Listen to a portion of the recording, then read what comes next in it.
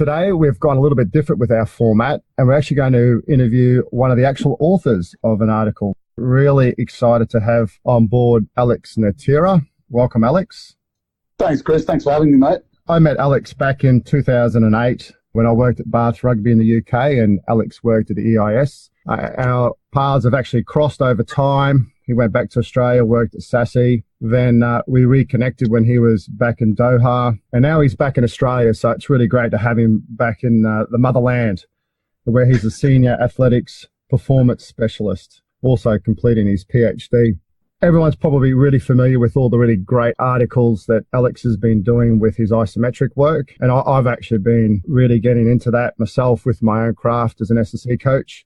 Today, I'm actually interested in listening to one of the articles that he's written, which is the influence of environmental conditions on the performance in the 30-15 incremental fitness test. Once again, Alex, so we get straight into it, if you could introduce the article, a little bit of background to it, the reasons as to why this had implications for you.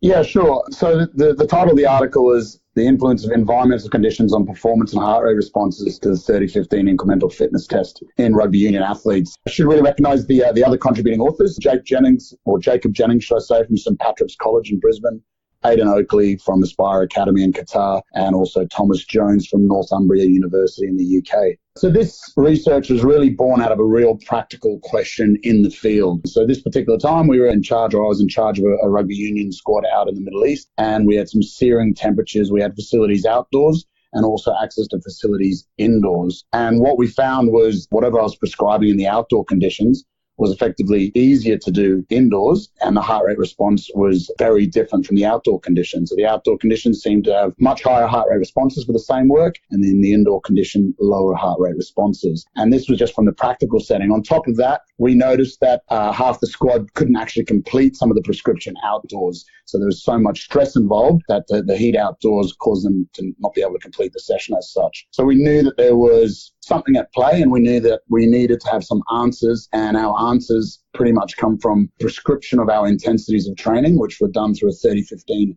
intermittent fitness test, and looking at them both from indoors and outdoors. And that's where we were kind of led down the research route. Yeah, that's a really practical issue that I think a lot of coaches have when they're coaching teams going from different temperatures from pre-season where it's quite warm, then into the winter months where it gets a lot cooler. So for the listeners, if we could just briefly explain the 30-15 test before we actually get into what you did in the study. 30-15 test it's effectively a fitness test designed by Dr. Martin Bichet, and it consists of 30-second work intervals with 15-second rest intervals. These work intervals are done over a 40-meter shuttle, so there's effectively a 180-degree change of direction within your shuttle runs. The rest intervals require 15 seconds of walking, and essentially the test starts at 8 kilometers an hour speed-wise, and it increases each stage by half a kilometer an hour. And the test is pretty much suggested to be a measure of multiple elements of fitness. So unlike some other maximal anaerobic speed tests, this test is suggested to be able to test repeated change of direction, aerobic power, anaerobic power, and it's said to represent more team sport, field sport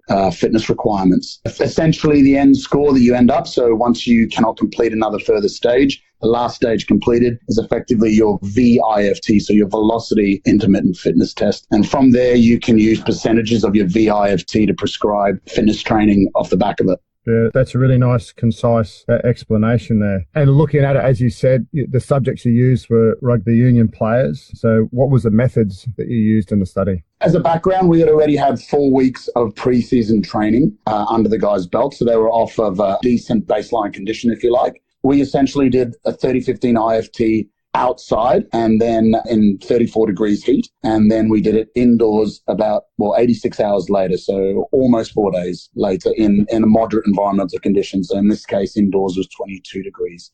Humidity was pretty comparable and wind conditions were also quite comparable. The main outcome measure was this result in the 30-15 test. However, we also collected heart rate throughout at various time points. So from rest through the working set, submaximal and at the maximal, the end stage, and then also heart rate recovery at the end of the assessment. Yeah, fantastic. So heart rates, velocities, that's some nice measurements that we all can do as S&C coaches. So that's really good, Alex. And what were the findings? Yeah, so our main outcome measure and the crux of this study really was that certainly performance was negatively affected by the heat outdoors at 34 degrees. And basically we found 0.81 kilometer change indoors versus outdoors. So indoors performing better. What that essentially means is almost 2 stages in the 30-15 IFT test, difference indoors versus outdoors. Heart rate was increased outdoors, in particularly average heart rate and also heart rate at 13 kilometers an hour. We also found practically relevant increases at submaximal intensity, so 25% of the test, 50% of the final test speed. And we also found large effect sizes and differences in heart rate recovery outdoors versus indoors. In terms of numbers, we were pretty much looking at anywhere from a 3 to 8% increase in heart rate outdoors at submaximal intensities. And with heart rate recovery, we were looking at a 6% increase outdoors, again in the high temperature conditions at heart rate recovery. In the paper, you talk about some of the mechanisms that you think may be underlying the results that you see with the heart rate. Can you just elaborate a little bit on that? So what we do know is that when we're exercising in heat, there is a competitive demand for blood flow effectively. We have a demand for the thermoregulatory responses, so effectively cooling down the body. And we also have the demand for oxygen from working muscles. Because of this, we have less blood available centrally because more blood is pushed into the periphery. And therefore, we may have changes in stroke volume. In particular, we may have a decrease in stroke volume. And therefore, to supply oxygen to the working muscles, we have a concomitant increase in heart rate to account for that. And in some of our offline conversations, you actually expanded and said there's a bit of difference between well-trained and not well-trained athletes. We're assuming with our crude measurements and just testing for heart rate in our paper, we're assuming that there's changes in stroke volume. However, there's quite a bit of conjecture out there in the research. There's a recent review article, I think it came out in 2016, saying that we're really still not sure whether there is a decrease in stroke volume with exercise in the heat. And the studies are quite mixed. However, when you look in a little bit more detail with the study and you look at the trained, more elite athletes within this review study, you can see that it seems like that they have a change in stroke volume as such. So, we're assuming that our athletes are also very well trained, high level rugby players, that essentially that they may have had a shift in stroke volume. But again, they're just assumptions. It's really nice to highlight the differences. And we read a lot of studies in all applied sports science. When we see something, we go, oh, that's really good. But when you look at it, it's recreational athletes. And so to be able to use elite athletes, I think is quite significant. And also, I read it, you saw these really good results, but also recognizing that you did the test like 4 days apart. So when you get elite athletes and you ask them to test maximally, they will give you everything they've got. And to ask 4 days later to come out and actually show that there was a difference, I think is a minor point, which you don't normally write in a paper, but I think really highlights how that environmental conditions can affect the performance. You spoke about the cardiac strain, the stroke volume, and the thermoregulatory processes associated with exercise in the heat. Were there any underlying mechanisms through literature that you think may have been at play here?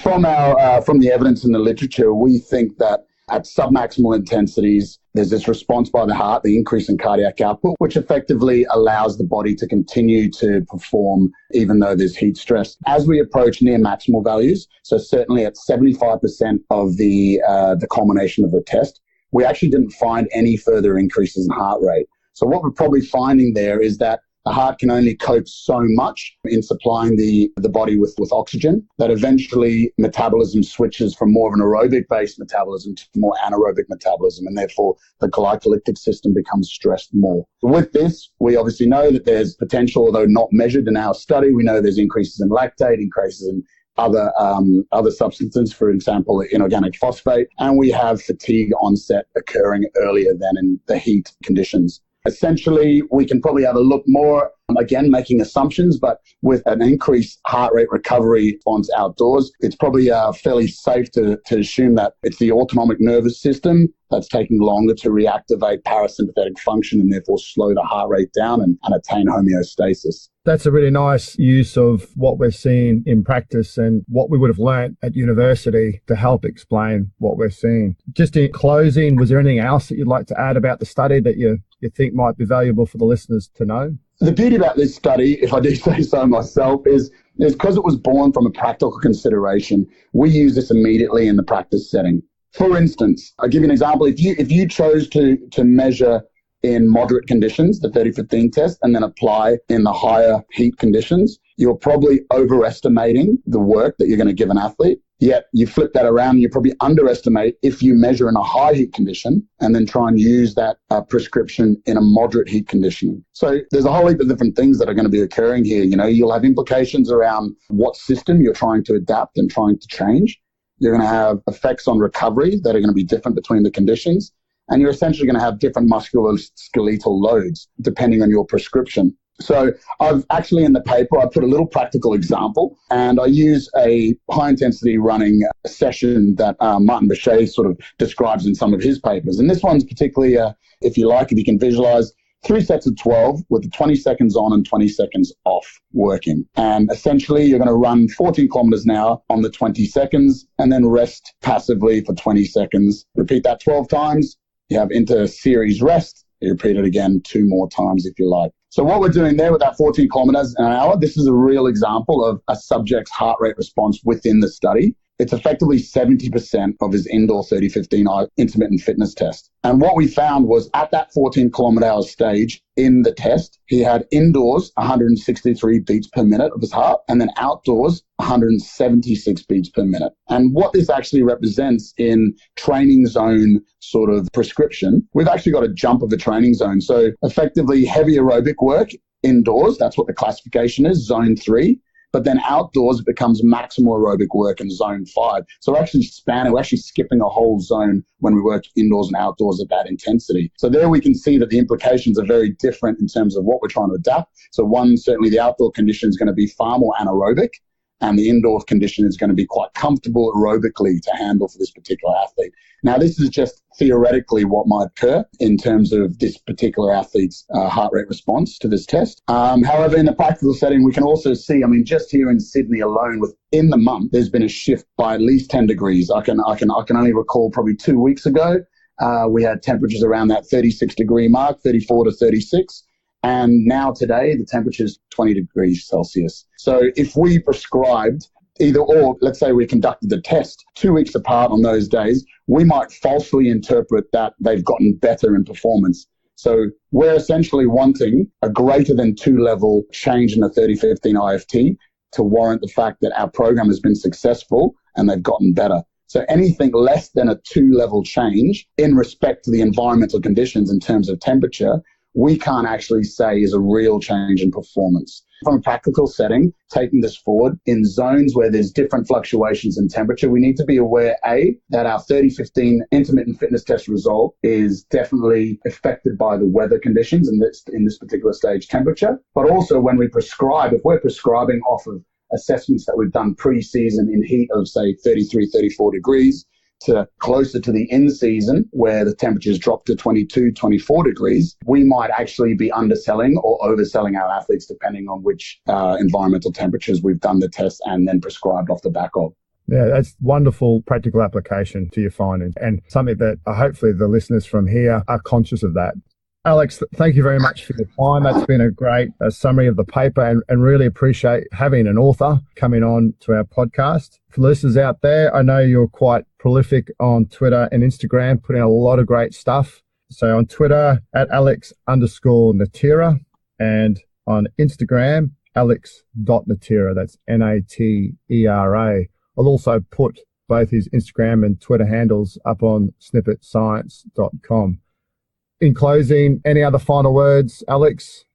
Thanks for having me on, Chris. It's been great. I think you've got a great thing going on here, and it's certainly in our busy lifestyles and workloads to keep abreast of the current literature is difficult. So I'm really thankful for what you're doing here, and I hope everyone gets around it and supports this podcast series coming out. Yeah, I've got a bit on at the moment. I'm completing my PhD, and I'm just hopefully collaborating with a great young strength coach named Braden Mellon at West Harbour Rugby, and I'll get my systematic review out very shortly on repeat power ability and high volume power training, and then look off the back of that to collect some more data around that topic this year.